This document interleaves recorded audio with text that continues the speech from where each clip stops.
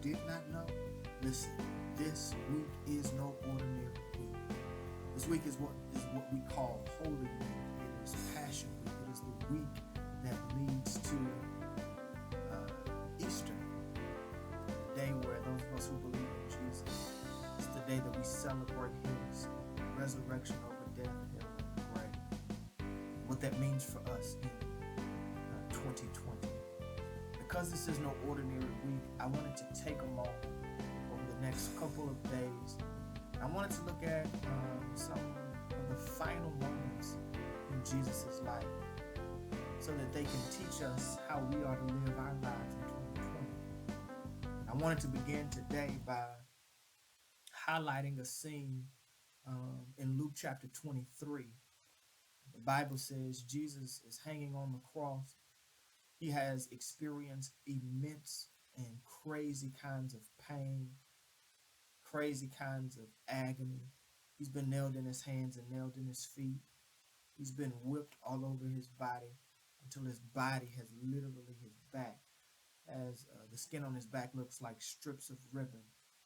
He's been forced to kind of begin suffocating on his own blood.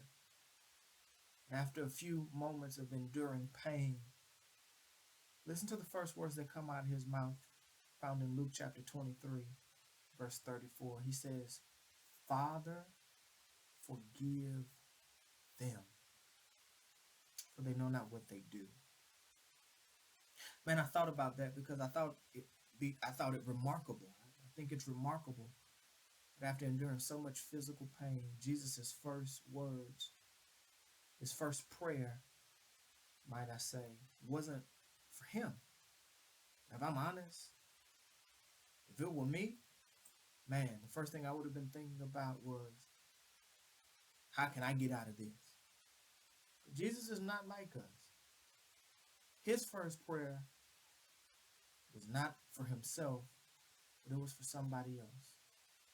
Listen to what he says. He says, "Father, forgive them." Which got me to thinking, man, who is the them that Jesus is talking about? And we don't really know who he was referring to when he was saying, "Father, forgive them." But whoever the them is, Jesus had enough compassion, even in a moment where he was experiencing incredible pain, to think about the forgiveness of somebody else. The freedom that comes when we forgive.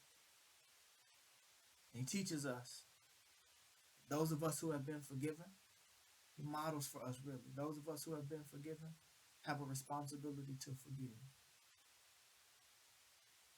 And so as you engage this week, this week gives us, this season that we're in rather, gives us a fresh opportunity to kind of re-examine where we are in life.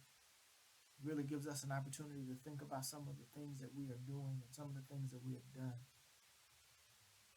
Perhaps for somebody who's watching this, maybe what you need to do, the most meaningful, most spiritual thing you can do right now, is to model after Jesus and extend forgiveness to somebody else.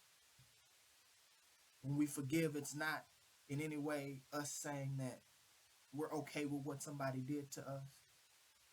But when we forgive, it liberates us. It frees us from the toxicity and the pain that unforgiveness often causes. There's a saying, and I'm sure I'm going to mess it up, but there's a saying that says, when we forgive people, we release a prisoner. We discover that the prisoner, once we forgive, was us. And so I want to invite you today, as you engage this season of Holy Week, to embrace the freedom of forgiveness, because that's what Jesus modeled for us. Maybe the most spiritual thing you can do is give somebody a call and say, "You know what? I know what you did hurt me. And I want you to know what you did hurt me, and it hurt me deeply. But I forgive you." Because forgiven people forgive.